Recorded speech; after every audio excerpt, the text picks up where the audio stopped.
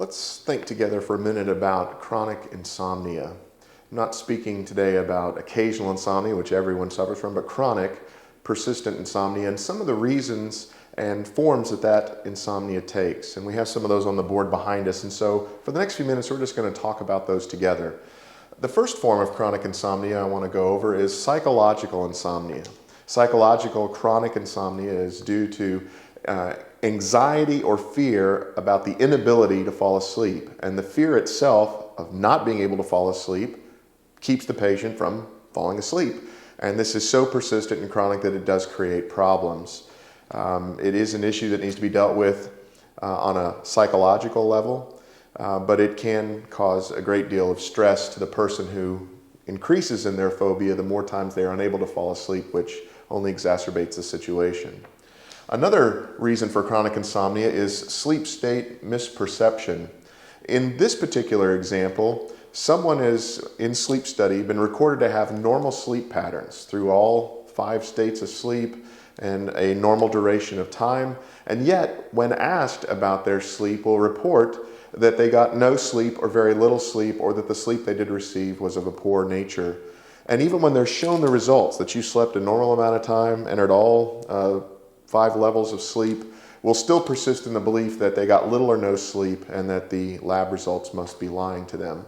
Also a difficult psychological situation to deal with as the person has a hard time believing the lab results over their own experience. And it's not entirely understood why this happens, but it is an issue of chronic insomnia where the person is getting plenty of sleep and yet they believe and feel as if they get little to none.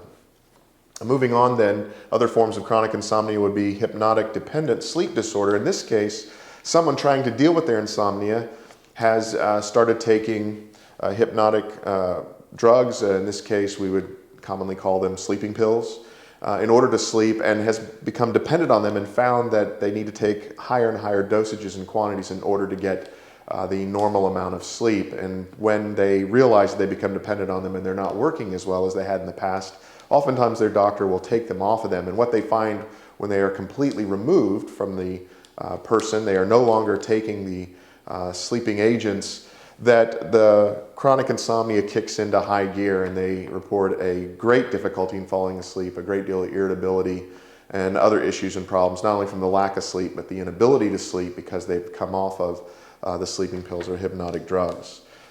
Another, and the final one we'll talk about under chronic insomnia, is fatal familial insomnia, and this is a genetic disorder. And in this particular form of chronic insomnia, you have a situation where the person is genetically, because of a protein that is tweaked, completely unable.